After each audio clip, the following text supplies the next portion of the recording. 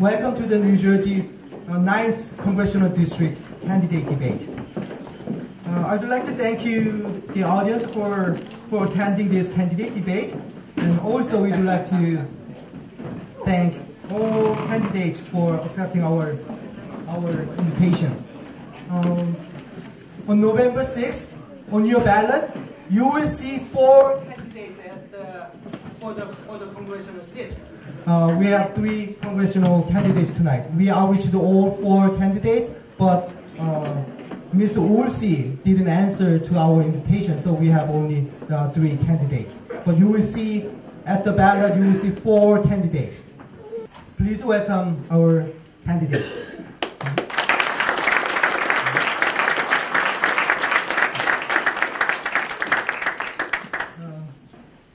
Now it's time to start our debate with opening statement. The first person to deliver the opening statement is Representative Pasquale. You have 2 minutes. Stand? Oh, yeah. Stand or sit? Yeah, sit is okay. Oh, hold on a second. I forgot something. Yeah, because this debate is covered by English and Korean media. So we want to, because of, is it okay, the media? Yeah, media people, they were, yeah, wait, I forget it. Excuse me. Yeah, well, thank you. Yeah, we will start the opening session, opening statement session. Yeah, you have 2 minutes. Thank you very much. I'm honored to be here this evening before our Korean community. I've been in here many, many times since January 1st, and this election, of course, is November the 6th. I was born and raised in Paterson, New Jersey, and have lived there all of my life. So let me start by saying 안녕하세요. In Paterson, New Jersey, we have many, many different ethnic groups, so this only expands my horizon, so to speak. I'm proud to be here. I served in the United States Army, in the U.S. Army Reserve. I grew up in Paterson, went to school in Paterson, and my parents had no real formal education, went to 5th and 6th grade, but they were the smartest people I ever met in my life. They didn't have degrees, but they were very, very, very smart. I was a school teacher in high school and at Fairleigh Dickinson University. My wife Elsie is here. Some of my kids are here. I say a particular hello to the families that are here of the other candidates. And I've been on the front lines fighting for middle-class people since I went to the Congress 16 years ago. That's my job.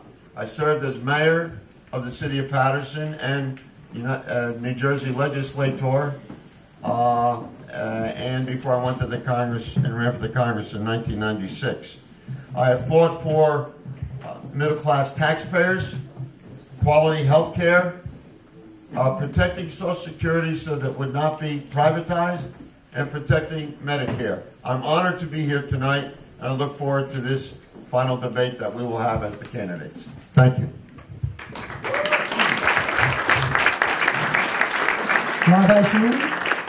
You have 2 minutes. I want to begin by thanking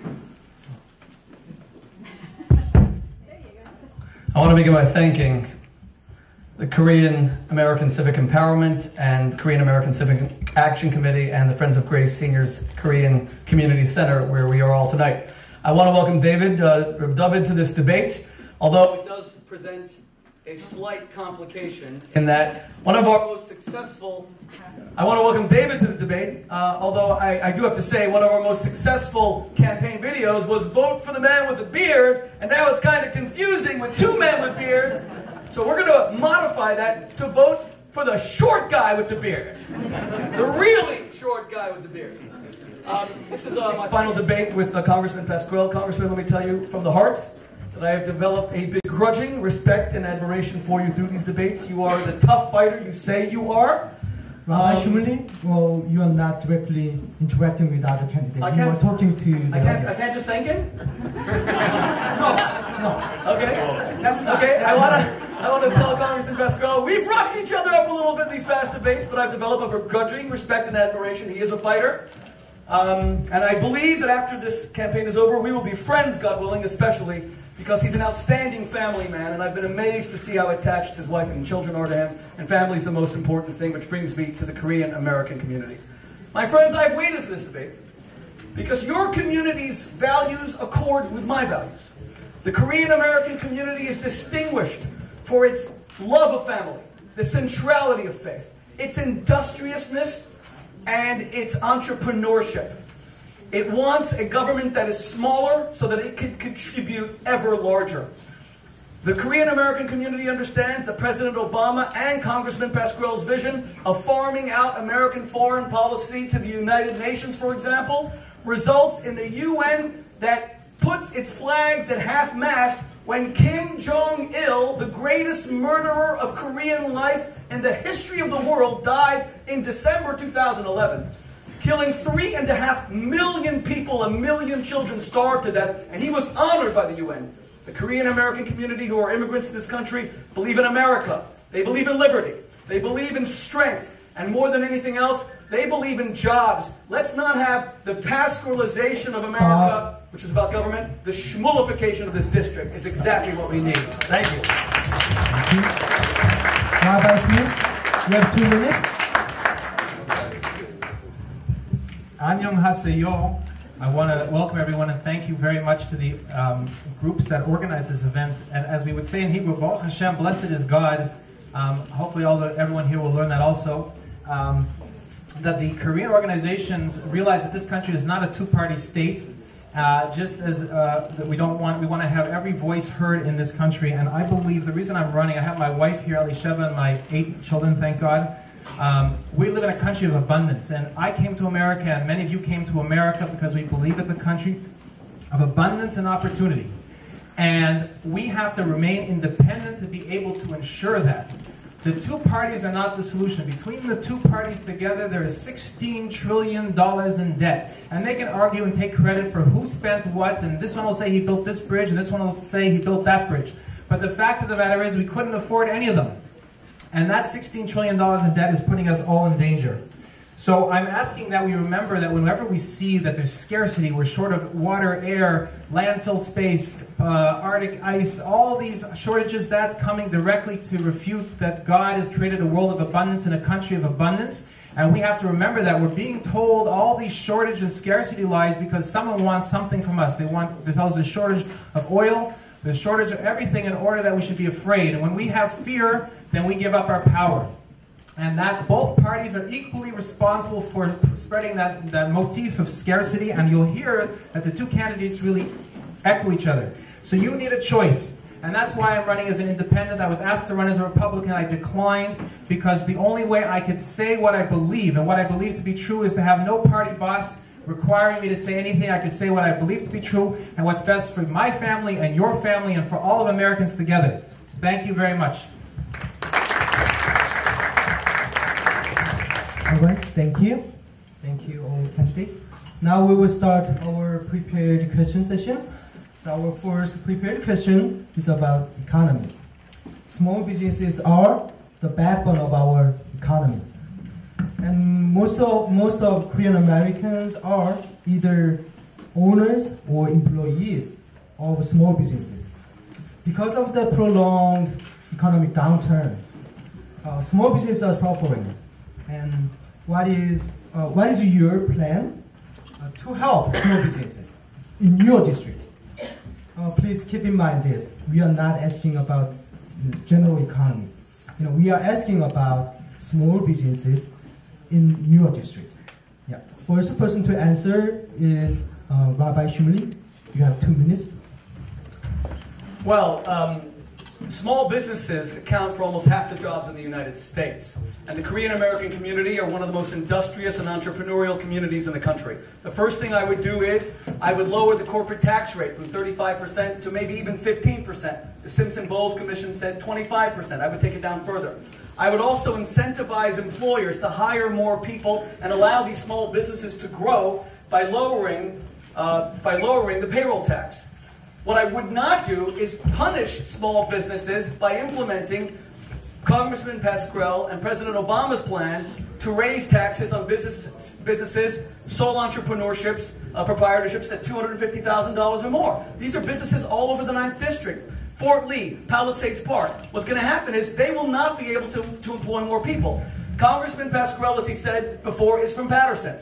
The median income there for a family is $35,000 a year, and per capita income is $15,000 a year. To give you an idea of what that is, South Korea's median income is $33,000 per year. So the average person in South Korea is earning double what someone in Patterson earns. In Patterson, the small businesses have been hit so hard that there's 17% unemployment. This is a place where Congressman Pascrell was mayor for 7 years. It's his political base till this very day. And Congressman Pascrell wants to move forward with a plan that would punish small businesses and by raising taxes and by hitting them with so many government regulations, which is the final thing, Mr. Park. The fact is that we have to have congressional approval for all business regulations. Otherwise, we tie small business owners' hands. They can't do anything. You know what's happening in Patterson? The EPA is trying to get 2 reservoirs completely drained at $100 million because of a small parasite that might affect someone and give them extreme, let's just say, stomach upset. That's ridiculous. Rabbi Congressional Schmidt, oversight of the your time's up. regulations. Thank you.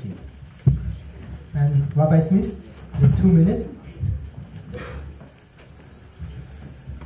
Unlike the other 2 candidates, I actually own a small business. I'm an attorney, and I'm a corporate attorney. I represent small business owners, medium-sized business owners, including companies that own factories in Patterson, in Wayne, in Clifton. I have clients who are in this area also. And I have to tell you, as a small business owner, it is a nightmare to run a business in the United States of America. And I had the fortunate experience to experience what it's like to have my payroll company make a mistake with my payroll and have to solve it. I spent hundreds of dollars with accountants and hours and hours to try to get through the red tape with the state and with the IRS. And this is what all of you are going through in your businesses. So we need businesses out of the way, we need the government out of the way in order to have the ability to run our lives here. This is not a state supposed to be run by the government checking us out on everything that we do and having to fill out forms in triplicate, which under Mr. Pascrell, Congressman Pascrell, and prior as mayor, Patterson and the Passaic, where I live, have been run into the ground because of regulation and all kinds of rules that make people say, I want to take my jobs and send them to Indonesia, Taiwan, China, any place possible but Patterson, but where someone like Congressman Pascrell and the people who've been in Congress for all these years have been running America into the place that it does not pay to work and it does not pay to have a business in this country. So the only reason to still come, and I also represent people from Southern America, and they are telling me that America is no longer the place of choice to come. They are now looking for international destinations, those that are trying to escape Chavez and other communist dictators, because America is not much better. It's going economically in the same direction. They're afraid of putting their money here and their energy here because they're not sure what's happening next. So what we need for everyone in this community is government, cut all that red tape. Cut back all those regulations. Shut down those agencies that are just driving us all into the ground. Hands up. Yeah. Congressman Pascrell, 2 minutes. Thank you. I want to say a couple of things. I don't know what you're talking about most of the time. First of all, let me say this. I'm sorry. First of all, I led the way in Passaic County, God bless you, to make sure that there was a relationship between the Board of Freeholders, the unions, and the business community. Because at this time that I'm referring to, just a few years ago, they were trying to form a group of people that would try to go into these factories and into these companies unannounced. I thought that made absolutely no sense. So I brought all the parties together, which I had no official business to do as a congressman, but I thought let's try to get some resolution of this problem. That's what I am all about, to build a bridge between the business community, the body politic, the unions, and whoever the regulators are, be it the DEP in New Jersey or the EPA in the United States of America. And it worked out. We worked out something to the agreement of the business community and everything. So we can talk all we want about regulation. We want our children and our grandchildren to drink clean water. There's got to be some regulations. We want them to stop inhaling dioxins. Those things in the air that come east, believe it or not, through the winds. We have some obligation to do this and protect it. And we have an obligation to protect our reservoirs. Over 80% of the reservoirs in this country now have responded after 9/11 and have either tapped it or retreated the water after it comes out of the reservoir. I don't want our citizens to drink water that is contaminated. My job is to protect the citizens all over, regardless of whether they live in the 9th District or any district. And I'm proud of my record. Thank you. Thank you. Rabbi Smith, you have 30 seconds.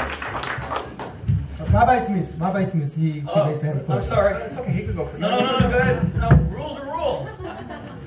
I'm the moderator. I'm presiding this debate. So. What Congressman Pascrell just alluded to is what is next on the horizon. He just managed to stop spot checks in the government coming into your business, but it's already happening under Obamacare. They're coming in under HIPAA and checking your doctor's maintenance of your records, and they're checking your records. And that's it's impossible to run a medical office. Next, they're going to go after lawyers. They're doing that under the Consumer Debt Collection Act. This is all under Congressman Pascrell. So he made us stop momentarily the onslaught of regulation, but he didn't shut down the agencies. He didn't cut their funding. That's the next step, is even more regulation. Yeah. Mr. Pascrell? You're darn right I didn't shut down the EPA. 30 seconds. Yeah. Darn right I did not shut down the EPA. Didn't know I had that power, but I would be against shutting down the EPA. I would be against shutting down the DEP. For all of their faults and all of their warts, they protect us over and over and over again. And I don't believe in over-regulating.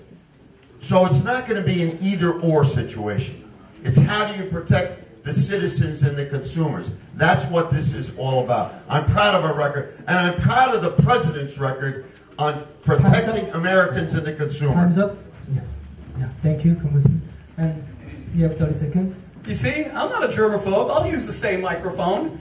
These reservoirs that the EPA wants to transform from beautiful natural landscapes, one of the few left amidst the urban blight in this area, into 2 giant concrete tanks, is because of an airborne parasite that might affect 1 in 175,000 people, and it might give them some stomach upset at a cost of $100 million. That crushes business. And I'm amazed that Congressman Pascrell would support this plan, although he didn't really support it, because according to the Bergen Record, he quickly changed his view on it, but now he supports it again. Thank you. Thank you.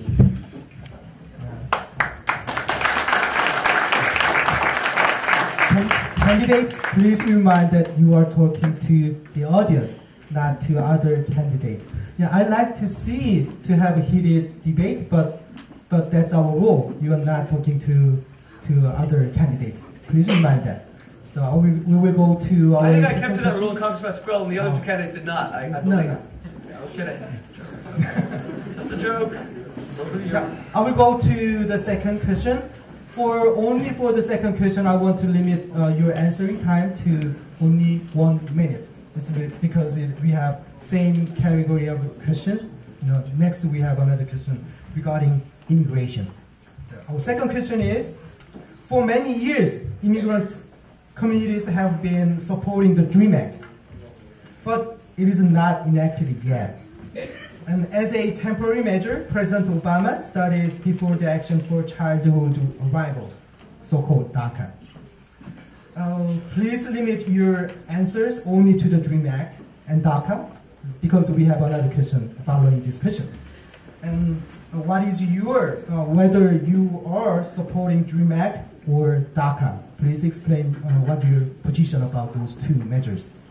Yeah, the person who answered this question will be Rabbi Smith. You'll be the first person. You have 1 minute. With 1 minute, I'm going to speak really fast, and you can play it back in slow motion to hear what I had to say. The challenge is, I want to go to the premise, which is in the Declaration of Independence, one of the accusations against King George is that his immigration policies were restrictive. And I believe that America has a backwards immigration policy. We should be opening the doors to all the people who want to work hard and make this a great country, like all of us, including me and most of you that are here, and his grandparents, and we should have the doors open. So DREAM Act is just a tiny fix-it solution. It shouldn't be that you have to be rich or have a relative already here to get into this great country. What we need to screen out are people who want to destroy the country. We have to make sure when they get here, they get educated with proper views about what freedom is, and not with anti-American, socialist, pro-Marxist viewpoints as in so many school programs. So that's the key. The key is, I believe, that we need to open the doors of this country to every good human being who wants to, because it's an abundant country, and we have enough resources to provide for everyone who wants to build this country. Congressman Pasquale, you have 1 minute. In 2007, I supported the visa waiver legislation, which allowed South Koreans to come into this country, proving that we have allies in the world, and why should they go through the bureaucracy? Should have been a hint as to where I stand on immigration. Number two, I'm a co-sponsor of the DREAM Act. Obviously, I do support it, 100%. And number three, I support what the President did 4 months ago, to begin the process, because many of these men and women have fought in the wars for the United States of America, and for us to depict them as anything but less than to depict them as a threat to this country is totally ridiculous. I believe in immigration reform. I believe that most of the time we don't even know what the bills are right now. We do not know what the law is right now. So I believe in comprehensive immigration reform, and I would stop those people who have criminal records for coming into this country. The government has to know who's coming into this country. I served 10 years on the Homeland Security Committee. Thank you. You have 1.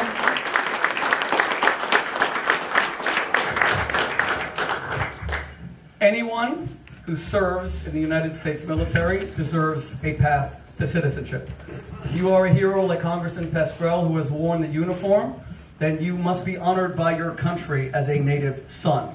The fact is that we have to, but the problem is that the Democratic Congress, and remember, President Obama made a promise that within the first 12 months, he would solve America's immigration problems. He controlled the Senate, controlled the House of Representatives, controlled the White House, and there is no solution whatsoever. Congressman Pasquale can speak all he wants about how he sponsored this bill and that bill. These bills are all stuck because of hyperpartisanship.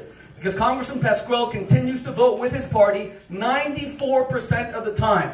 And he will not solve this because he hasn't solved it for 16 years.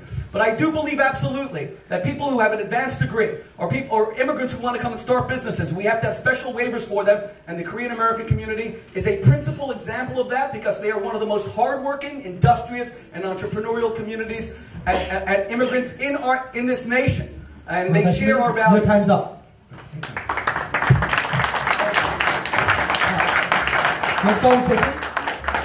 If you want to come to America to sweep the streets, you should be welcome also. It's not just advanced degrees and a lot of money.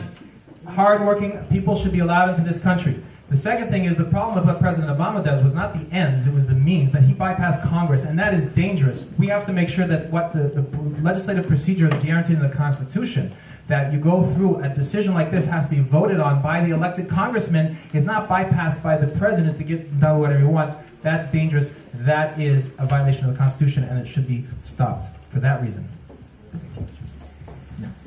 Yeah, Congressman. Yeah, 30 seconds. 30 seconds. 2009, President raised his hand to become the President of the United States. The problem many of these bills do not get through is because of the arcane system, for instance, in the Senate, where you need 60 votes to get a bill to the floor in the Senate to even vote on it. Democrats don't have 60 votes now. Republicans don't have 60 votes now.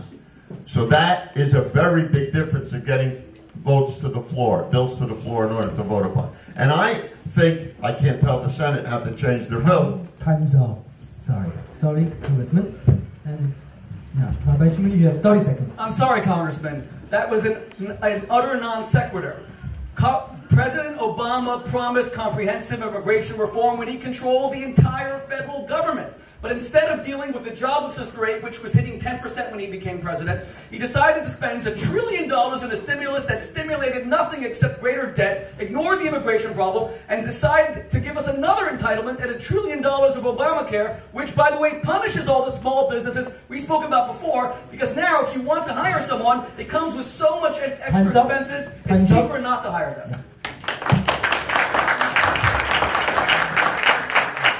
We will go to our third question. As you know, it is about immigration. The Korean American community and other immigrant communities have been waiting for a comprehensive immigration reform, which will provide a long-term solution for the ailing immigration system. What is your plan to change our immigration system if you are elected? Right now, we don't have any plan now. So, what is your plan? So the first person to answer this question is Congressman Pasquale. Yes, I support. Oh, please use your microphone. Yes. I support comprehensive immigration reform. I supported it when I came to the Congress in 1997. 2 minutes? Yes. When I came to the Congress in 1987, we need members of both parties, if it's going to work, if it's going to get passed, to be on this immediately. I support Congressman Gutierrez of Chicago because he had a comprehensive plan. We had bipartisan support. If you remember, Senator McCain was with us in the beginning, and then of course after the passing of Senator Kennedy, that was the end of immigration reform because there was no longer 60 votes. That's how that happened. So I support that. My record since I've been there for 15 and a half years is to support the things before us, like the DREAM Act, like the President's efforts this year, and I hope that we will support those plans to change immigration. I will repeat this. As a member of the Homeland Security Committee, which I was for 10 years, having started that committee with 2 Republicans, we need to know who's coming into the country and who's leaving. We need to unite families. That's what we should be doing in our immigration plans, uniting families and not separating them. So I'm very proud of my record. I'll stick to that record. Elections are about the future, and I can commit to everybody in this room that I'll do everything in my power. I'm 1 in 435. I don't pass the laws myself, but I'm going to continue to do whatever I can to make sure we have immigration reform. I'm proud of our record. Thank you.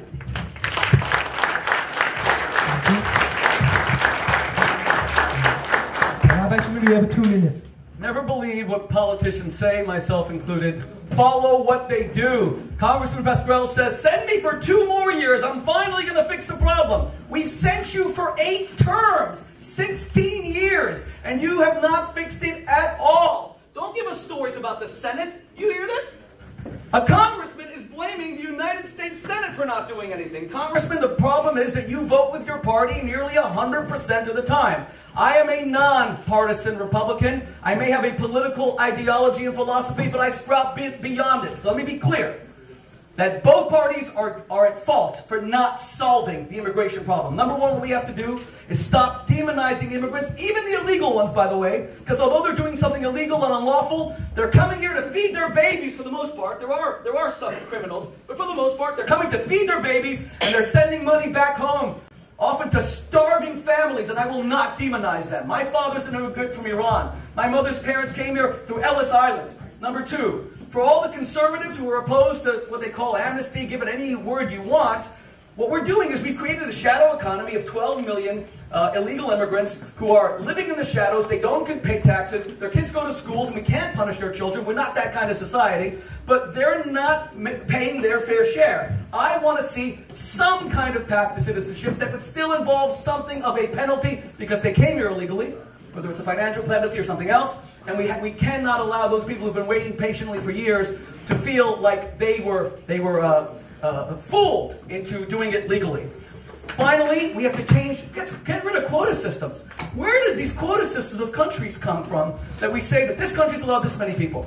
If you are an industrious person who wants to work hard, wants to get an education or serve in the military, we have to open our borders to you because the United States is a country of immigrants and it has always prospered through its diversity. But Congressman Pasquale saying he will fix it when he hasn't done it for 16 years is not accurate. Rabbi Smith, you have 2 minutes.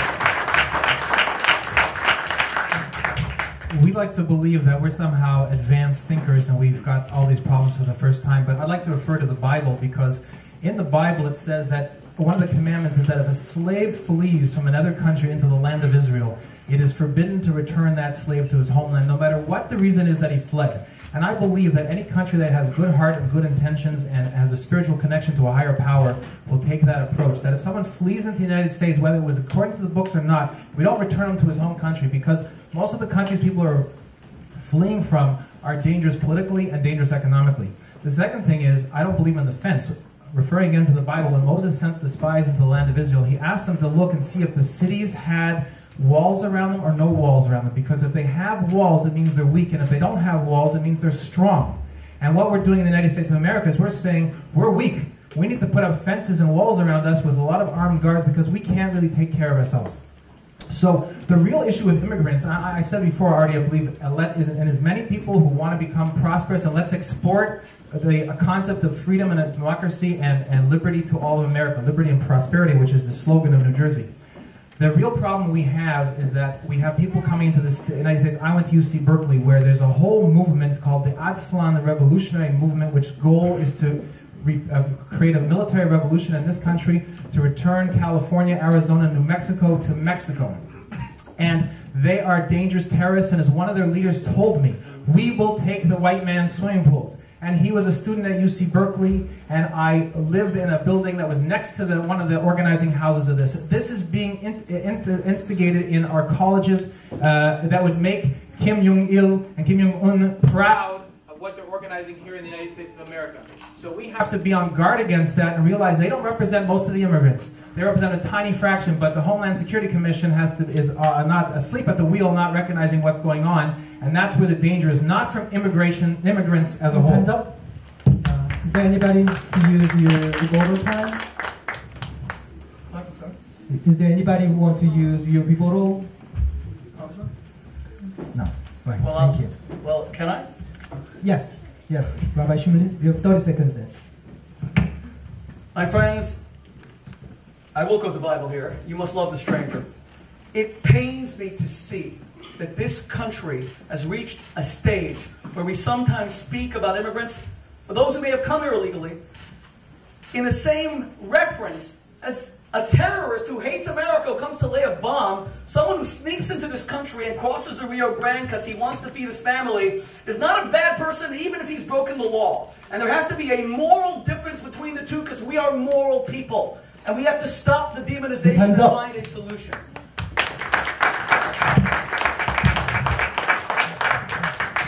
Congressman Pasquale, you have 30 seconds. I haven't heard anyone up here demonize immigrants. So for anyone to bring that word up here is to plant in our minds. Instead of dealing in generalities, let's deal with what we support, what we're on record as supporting, what we voted for, what we sponsor. How dare anybody even imply that anyone is in this room is demonizing? I'll put my record up against these two gentlemen who I deeply respect, but don't even use the word demonize in this room. We're all for comprehensive immigration reform, but you got to do it and not just talk about it. Thank you. Thank you. We apologize for this the amp system, but we have to go to the first question. So fourth question is about foreign affairs. Technically, the Korean War is not over yet. North and South Korea are in a state of armistice. The United States is one of parties who signed on the armistice. And the North Korean nuclear issue is still far from being resolved. What is your opinion about Korean Peninsula issue regarding the Korean War and the Korean nuclear issue, Korean nuclear crisis? For your information, Korean Americans were very disappointed on Monday when president candidates didn't discuss about this issue, this Korean Peninsula issue. So the first person to answer this question is, forgot the order, I'm so sorry for that. Yeah, Rabbi Shumlin, you have 2 minutes. What we learned from Neville Chamberlain is that policies of appeasement always leads to war. Unfortunately, it was the Democratic Party that decided to appease Kim Jong-il when President Clinton sent Jimmy Carter, of all people, who has yet to find a dictator he doesn't admire in some way. And the United States did a deal giving North Korea light water reactors so that they can enrich uranium, and now by 1999 they had 2 nuclear bombs, and they are slaughtering their people through starvation. They have a policy of putting all the food in the hands of the military. South Korea now lives under the threat of nuclear annihilation, by the way, like the people of Israel do with Ahmadinejad from Iran. So of course we must take it very seriously. And I salute the 37,000 American troops who are on the armistice line between North and South to protect South Korea, and God bless them. Now the fact is that here is where, for all his bluster, Congressman Pascrell is always getting indignant at these debates. How dare anyone? I'm going to be very pointed and very clear. Congressman Pascrell, his weakest point as a congressman is where he constantly is soft on bad guys. Whether it's Chester Grabowski, who he wanted to name a park after, a rabid anti-Semite Holocaust denier, like the people who deny the Comfort Women story, that 400,000 Chinese and Korean women were put to death through sexual slavery. This is a letter he sent. He told us at a debate he barely knew Chester Grabowski. The letter says clearly, I knew Chester for many years. He was a kind and respected man who would help anyone in need. A rabid, African-American hating, Jew-hating guy. Let alone Imam Katanani, who he continues to protect and support. In every one of our debates, he keeps on asking for evidence. This is the evidence of the speeches that Katanani has given, saying that the creation of the State of Israel is the darkest day in history, saying that America should repeal its First Amendment, saying that America should embrace Sharia law, the confession that he was part of Hamas. I know the congressman is a good man. I don't know why he goes soft on these things. But one thing's for sure. We know he'll be soft on North Korea as well, because he's soft on all these other things. Time's up. We must stand up to tyrants. Thank you.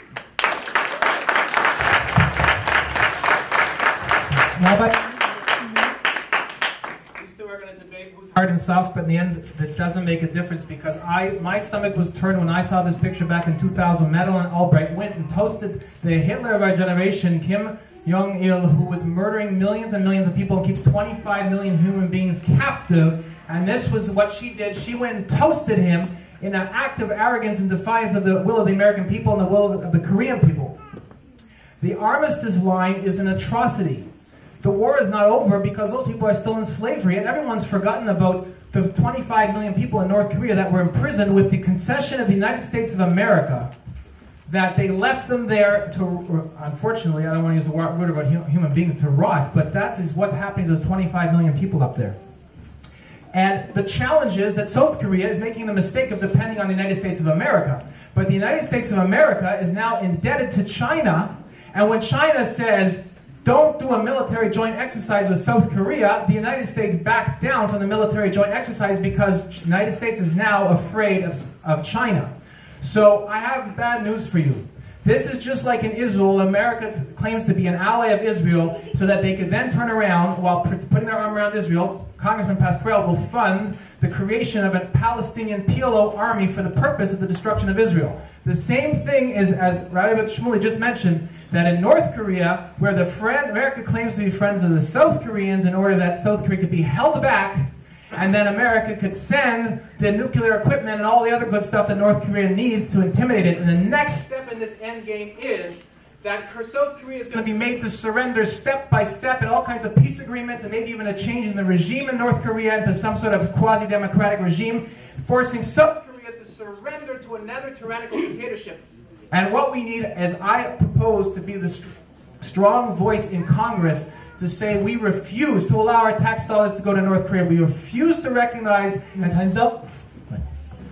Thank you. Congressman Pascrell, you have 2 minutes.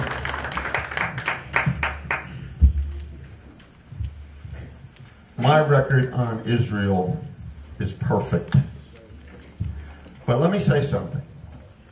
The question was about nuclear possibilities in North Korea. Let's go back to the original question. As I said before, they'll say anything and do anything to cast doubts on any person here. You're not going to cast doubts on my record. I work very closely with my government, with President Lee, to make South Korea stronger. We are a strong ally forever. Our actions are proving that. Not because I say it, because of our actions. In commerce, back and forth. In efforts to protect South Korea, to make sure that their forces are strong. To have an open dialogue with the country of South Korea in terms not only of our commerce, but also of people from that country that come to the United States and have always felt welcome. So I feel very strongly about South Korea. I feel just as strong that North Korea should be watched, should be sanctioned, which they are, because they do have nuclear weapons. And through their bravado, they haven't gained any friends. Through their bravado, they can't even feed their own people. But here's a choice I might have to make as a congressman. Will you allow humanitarian aid to the people of North Korea, even though their government is living on another planet? I'm willing to handle that question, and I'm willing to handle the question because I know the Korean people, and I know the Korean people are sensitive to what's happened to their own people. I support South Korea 100%. Everything in my record indicates that. So you can do all the talking you want. Congressman, your time's up. Thank you. Rabbi Smith, you have 30 seconds. Exactly what I was saying. Congressman Pascal is proposing to watch and sanction the North Koreans, and what I'm saying is the North Koreans need to be freed. They need to be liberated from a tyrannical dictatorship. And that is the only right answer to the question. There is no legitimacy whatsoever for the North Korean government, and anyone who panders to them is simply selling human lives down into slavery. And it's wrong, and it must be stopped. Yeah, since Rabbi Shimuli has the microphone, you do. You want to go? Go ahead. Yeah, you do. 30 seconds. You have 30 seconds. Congressman, what do you mean? Give them humanitarian aid.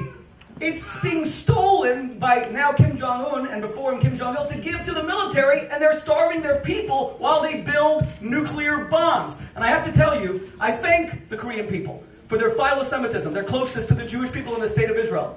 But imagine, when in November 2011, when North Korea bombed South Korea and killed innocent civilians, imagine if a congressman would have written a letter blaming the South. That's what Congressman Pasquale did by signing the Gaza 54 letter, blaming Israel for collective punishment against the Palestinians. Time's up. Thank you.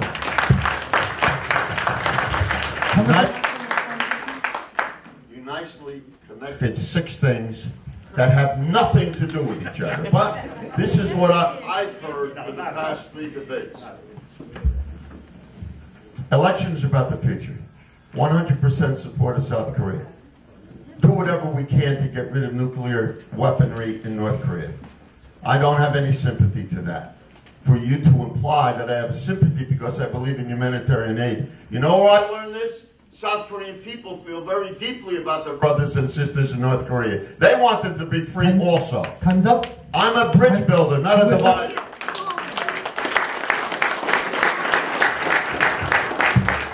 Audience, I understand, but please be quiet. Please be quiet. Please be quiet. Thank you. And then we will go to the audience question session. We have 2 selected questions, but we have only 5 minutes left. But can we go to 2 more questions? Sure. Yeah. Thank you. The first audience question is from Mr. Hyung-deok Lee. The question is about budget, I think. What is your opinion? What is your position with respect to Ryan budget, and how is it affect Social Security, Medicare, food stamp, and Pell Grants, and financial aid for college students? What is your position about Ryan budget? So the first person to answer this question is Rabbi Smith. You have 2 minutes. James Adam, who was one of the founders of this country, said there's 2 ways to defeat a country. One is by war, and the other is by debt. And the United States of America is now $16 trillion in debt. The Ryan budget, which is the vice presidential candidate for Rabbi Shmuley, proposes to balance the budget in 23 years. God willing, in 23 years, all my children are going to be married, and we will have incurred new debt for every one of those 23 years, and then maybe we'll start trying to pay it off. That is not a responsible budget. You and I run businesses, and we know that if you don't balance the budget, maybe sometimes you go into a little deficit here and there, but you've got to balance it by the end of the year, or within 2 years maximum, or 3 years. That's it. That's what we need in the United States of America, an attitude that says, it's nice, all the things. I believe that everyone should have food on the table. But if we don't have money for it, we are putting ourselves into a state of insolvency. The United States of America is now insolvent. $16 trillion in debt, running a deficit every year since 2000 and which year was it? 1 year was not a deficit under President Clinton, but this is under both. This is under both parties. You don't know what you're talking about. Under both parties, President Reagan was one of the biggest debtors in all of history, and it's been followed by every president since then, except for 1 year under President Clinton. The debt was actually reduced by a small amount. So my point to you is that the details of the budget are. We could talk all day about the budget. The question is, what is our starting proposition? Our proposition is that it has to balance, it has to be a zero sum, and with a profit to be able to pay back the debt, because otherwise we're beholden to communist China. We are unable to make a future. Congressman Pascal talks about the future, but we don't have the money for a future. We have the Federal Reserve acting Operation Twisted to use money that it's printing to buy treasury bills because they can't sell enough treasury bills at the auctions. Time's up. Congressman Pascal, you have 2 minutes. Thank you. Just a little history. Budgets were balanced in 98, 99, and 2000. President Clinton left President Bush with a $5 trillion surplus. We had 2 cuts in the taxes in 2001 and 2003, which in 6 years from now will be 40% of the entire debt of this nation. How dare you preach to me? You got to vote on these things. I have voted for Pell Grants. That was part of your question, correct? Yes. I voted for Pell Grants because I think you need to invest in education. I supported the efforts on a budget that would allow for every $3 that we cut, we add revenue of $1. We cut $3 trillion, we add $1 trillion in terms of revenue to what we need to pay our debts, to invest in education, to invest in transportation. We could not even get a transportation 5-year bill that passed. And every Congress before us in the last 50 years has passed. Democrats and Republicans get together. You got to know the facts before you start harping. And I'm telling you, what you're saying is dangerous. Because I would ask to you in this audience, just think of what is being said here. Are they suggesting we go to war and shut down their nuclear weapons tomorrow morning? Well, what are you suggesting? Anyway, why don't you tell us? Thank you. Rabbi Shmuley?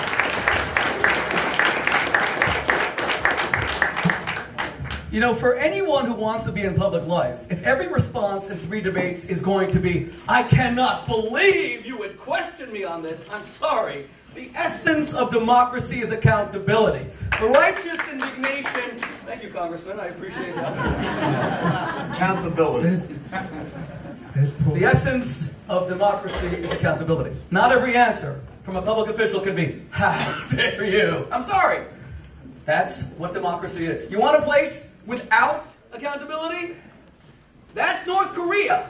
But we have democracy here, okay? So this is not barren bill of the Beltway. You will be held accountable for your record. You have every right to defend it, Congressman. And you're capable, you're very able at it. And I've enjoyed these debates. But every answer is, how dare you? Let me be clear. Both, the congressman is correct, the Republicans and the Democrats both added to the debt, but President Obama, more than anyone, $1.3 trillion per year, 4 years in a row. He's added 13 million people to the food stamps rolls.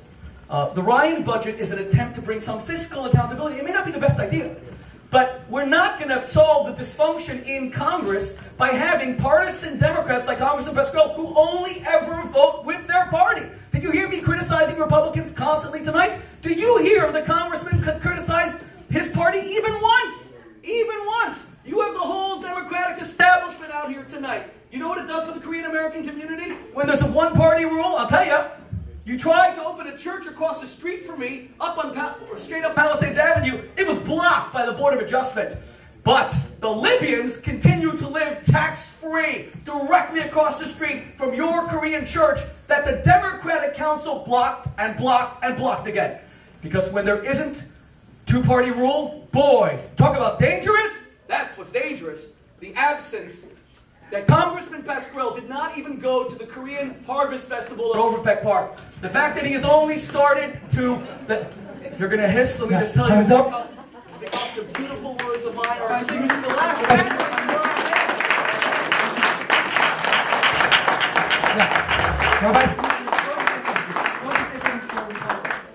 This is why we need independent candidates. Listen to them fight. Under Ronald Reagan, the debt was increased 188%. Under Obama, it's only 41.5% that the debt has been increased. So we need both of them out of office. We need independent voices in Congress. That's why I'm asking you to vote for it. And on the last days of the Roman Empire, the congressmen, the senators were walking around with bowls of food, handing them out with their name written on the bottom of the bowl. And it would, today's equivalent would say, Pasquale on the bottom, here's a bowl of food, and remember to vote for me. I did Pell Grants, but we time's up. We couldn't afford it. Thank you. And Congressman Pasquale, you have 30 seconds. Thank you very much. Well, when you go back over this debate in your head tonight, and you listen to the pontification about things, you need to ask yourself this question. What would they have done differently than I did? And the fact of the matter is, you heard them on the issue which they were very vehement about. Nuclear weapons in North Korea. I did not hear one solution. Maybe you did. And if you did, please come and tell me after this. Time's up. Please. Because otherwise we make matters worse. Time's up. You have 30 seconds. With all due respect, Congressman Pasquale is being an extremist. It's either war or utter passivity. What I say is, Congressman, be a moral voice in Congress. The first thing we do about a nuclear-armed North Korea is punish the UN for honoring Kim Jong-il for slaughtering his people. Why are we paying 20% of the UN budget when they're flying their flags at half-staff for killing your family? That's your money. How dare they? Why are we funding the UN when Ban Ki-moon goes all the way to Tehran to hear Ahmadinejad call for the extermination of my people? Yeah, there is a middle way. We don't have rebuttal to rebuttal, but as a moderator, we will have about 10 seconds for each candidate. So, you have 10 seconds. Since the rabbi referred to me, I'm glad I'm able to respond. What are you suggesting? What are you suggesting? We now are going to go to the UN, and are you going to not pay our dues? Thumbs up. Thank you. We have only 10 seconds. So you want to use 10 seconds? All right. Now. Is it a Jewish 10 seconds? Okay. That could be all day. Number one, we give criteria for the UN. If you continue to support dictators, yes, we withhold funding. Number two, Congressman, give one speech, just one, from the floor of the House of the United States Congress, condemning Bashar Assad for slaughtering Arabs. I think he used 12. No more rebuttal to rebuttal. So. I'm not even sure what I'm rebutting. There's just so much noise over here. We need a clear, independent voice in Congress, and that's why I want your vote. Thank you.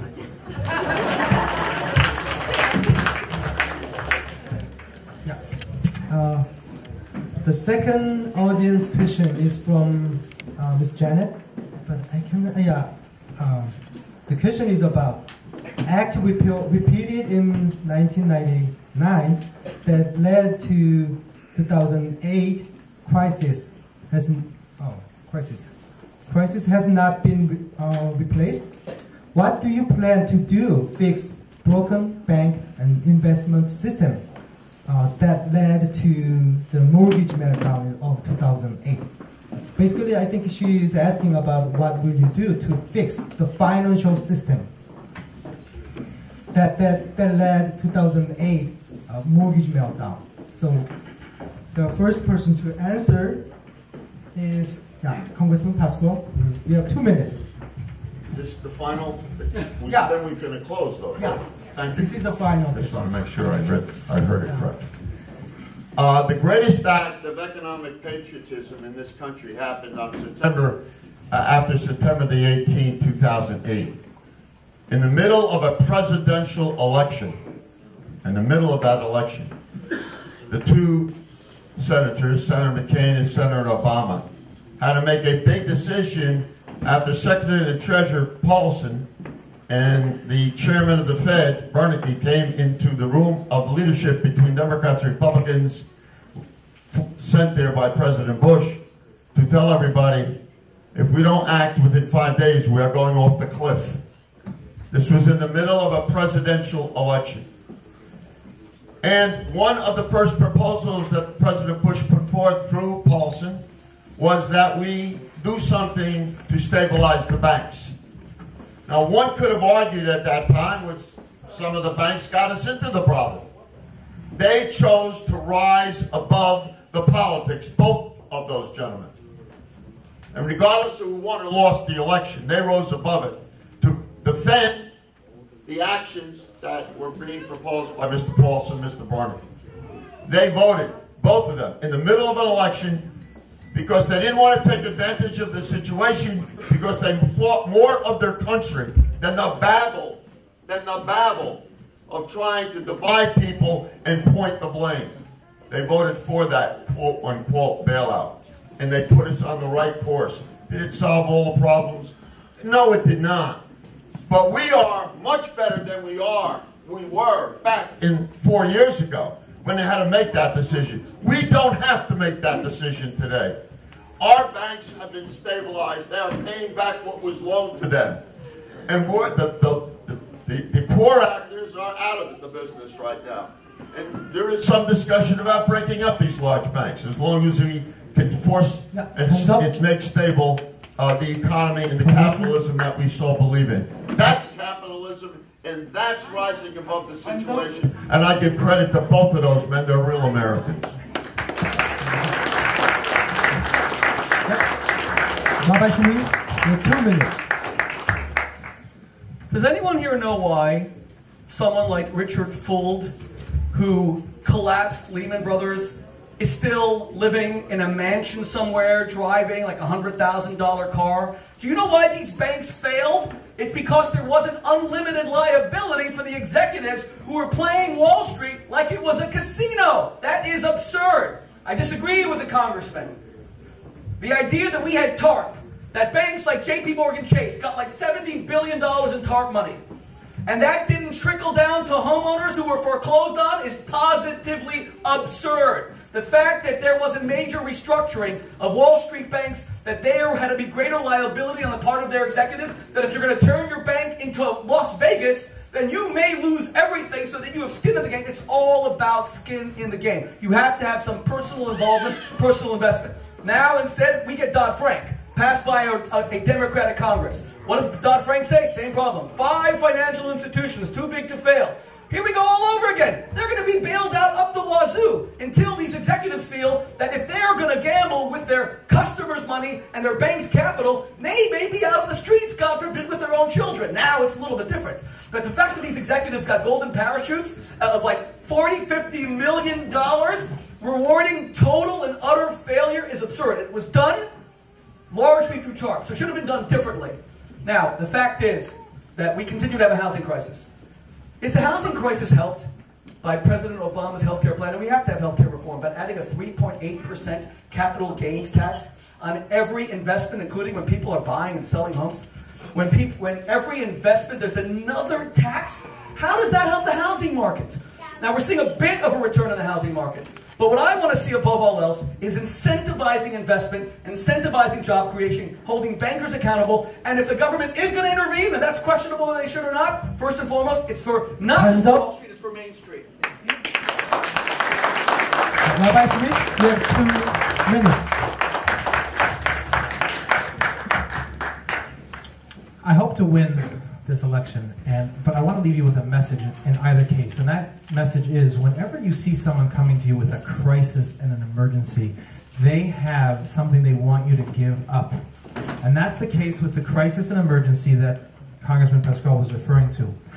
Everyone knew that the Federal Reserve manipulating interest rates to artificial lows was going to create a market bubble in the real estate market. And I, as an attorney, had clients come to me wanting to do secondary mortgages, second-class mortgages, and they didn't call me back. And I said, called them up and said, why aren't you going ahead with your fund? And they said, the market shifted. It's no longer a good market. That was 8 months before the whole collapse. Everyone in the marketplace knew that the securitization of the bad mortgages was already over, and it was a done deal because the whole thing was no longer a viable option. It didn't mean the economic system was going to collapse. It meant a very bad investment idea prompted by artificially low interest rates was no longer viable, and it would have just popped, and some people would have lost their income. Some of the banks would have gone out of business. Some properties would have devalued, and that would have been the case. But instead, the government came in and pumped in hundreds of billions and trillions of dollars and is still trying to rescue the situation with the Federal Reserve buying $40 billion a month in mortgage-backed securities in order to prop up the marketplace. So that's the real crisis. The real crisis is the solution, not the crisis they're telling you about. So I want you to remember that. Whenever you're afraid, when everyone's saying you better be scared, in 5 days it's coming to an end, someone is trying to take something from you. And that's true in the United States of America, especially when there's a crisis here, they're trying to take something from you. So that's what we have to look at, is what is that they want to take from us. They want to nationalize the banks. Next they're going to break them up, and they'll start with the big banks like they did in Russia. They started with the big enterprises, and then they started breaking up, taking over smaller and smaller ones. So you have to look. I don't own a big bank, but when they take over a big bank, it makes me scared. When are they going to take over my small business? Hands up. Congressman, you have 30 seconds for rebuttal. We got to 2008 in the collapse for a lot of reasons. It didn't start in 2008. It started in 2004 and 2005. Congress was warned. But we could not get oversight because of the Republican Party. They would not vote for oversight and rules. And they put in charge Mr. Cox. Well, you don't know the facts. I'm sorry for you. I'll pray for you tonight. Mr. Cox was in charge of oversight. Mr. Cox, Mr. Bush's own guy. You got to have oversight. You have to have regulation. Okay. Congressman, if you're going to pray for anyone, pray for me to win, please. I need all the prayers I can get. I pray for you every day. Thank you, Congressman. God bless you. God bless you. I pray for you and your family as well. God bless you. My friends, in the final analysis, we need banks, but we cannot turn banks into casinos and Las Vegas. There has to be an unlimited liability for executives. The fact is that these people cannot destroy banks and be rewarded, because then it'll continue to happen. And part of it is about our values. It's not just about government regulation. It's about how we raise our kids. It's about talking in America to our children about greed and about materialism, about spirituality and about God. So God bless you, Congressman. Thank you. 30 seconds. I'd like everyone to go home and research how many secretaries of the Treasury have been from Goldman Sachs, and how Goldman Sachs' Lehman Brothers was their main competitor and was shut down as a result of Paulson, who was a Goldman Sachs alumni, in office shutting down his main competitor. I know people at Goldman Sachs, it's a real club, and they don't have necessarily American interests in mind, and they don't have our interests in mind. And what we need to do is take back the power and not let the Federal Reserve just pump money into the system and then control the outcome and then tell us it's a crisis and that we should give up our rights over our own lives and rights over our own banks.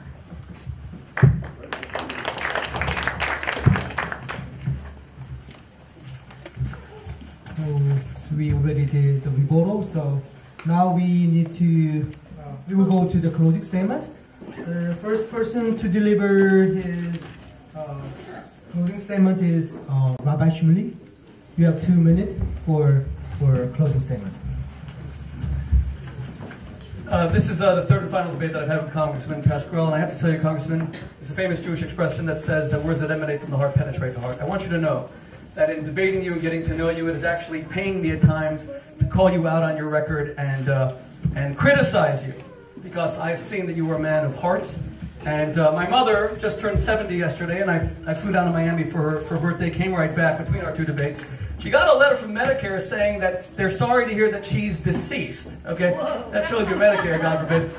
But one of the blessings I gave my mother, I said, I'm running against this guy, and God willing, Mom, at 75, if you have his vigor and stamina, God willing, I will be very, very proud. So, Congressman, you're a very able, capable public servant. Actually, you're talking to the audience. Oh, okay. I mean all the Congressman Pasquales who are sitting in the audience.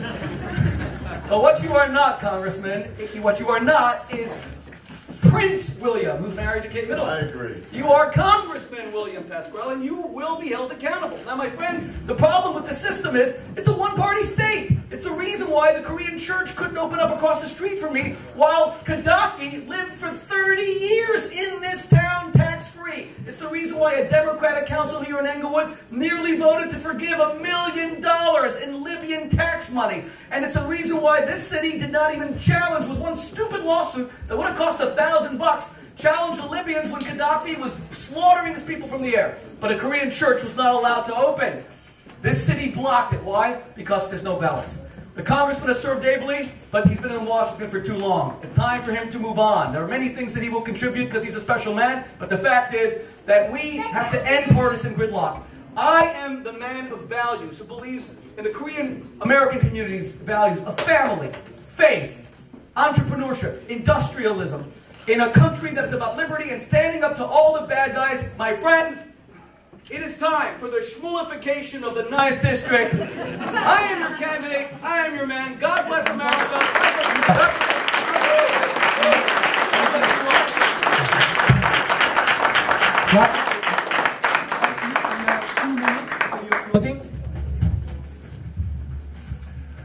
One of the issues that's going to be presented to you as a community is, where should the community vote go? Because there's an idea that there should be clout, that you should vote as a block in order to perhaps get more from the winner. And I want to suggest to you that that's a really bad idea, because the winners always hand out anything, everything, whatever they can hand out, regardless of what it costs. But the key is, are we voting according to our conscience? And the reason I'm running, my kid said to me, Dad, you have to go to Washington, and you have to tell them how to do it right. Because we were talking about what's going on in America, what's going on in the world, and they said, you have to go to Washington and tell them how to do it right. I said, I'm too busy for that. They said, Dad, if you don't go do that, it's all talk. The fact of the matter is, we all know that something's not right here. We may debate about what this should be done about this and fine-tuning this. We may have disagreements, but we all know that the way it is right now with this two-party system is just not working. And you have to vote, I would like to suggest, if you want a different outcome, you have to vote according to your conscience. So don't evaluate who's got the most money, who's going to win. It's about who is going to do the right thing if elected. Because if we will do that time and time again, then more and more of you will run. More and more of you will run for office, and you'll encourage your children to run for office. And that's really what's at stake over here. Do we want a future of America that's going to be strong, going to be free, going to be liberty, going to be prosperity? To do that, we have to be willing to come out of our caves where we just complain about what's going on and actually stand up to do something that's right and to speak out for what is right and be willing to do it. And that's what I'm proposing to do. So I do want your vote, and I want you to go into the ballot box and whatever you decide as a community, but still vote according to your conscience when you get into the voting box. That's why it's secret. That's why you have a curtain around you so you can make the right choice. And I believe that voting for David Smith is a vote for yourselves, a vote for our children, a vote for our future, that I will be an independent voice in Congress. I don't have a party whip to tell me what to do. I will read every bill line by line and say, is this good for America? Is this good for the 9th District? Is this good for the human beings that live here? And vote accordingly. Thank you very much. Congressman Pasquale, you have 2 minutes.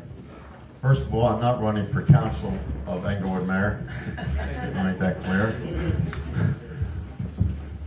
I'm not entitled to the position of Congress. You got to earn it in credibility, which I built up over 16 years. Well, many Republicans vote for me, as well as Democrats. I'm tired, really, of listening to those who drag our country down and think we're at the edge of the cliff again. I'm proud of our nation. I'm proud that we are the nation that brought in people from all over this world. I'm proud of those people who came here to the United States of America, like my grandmother and grandfather from Italy many years ago. They want the same thing for their children as I want, having been born here. I appreciate that. I want to be a voice for the voiceless. That's what I've been for 16 years. I have never turned my back on anyone. I refuse to be a judge and jury about people's character. That is not my job. But I'm proud of the people that I've met and who I've befriended. And if one of those friends turned out to betray the trust, then that's a different story.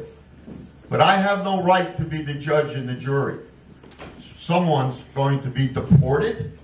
That's for the authorities to take out. Not for me to stand up and say he should be deported or we should not name that park after him.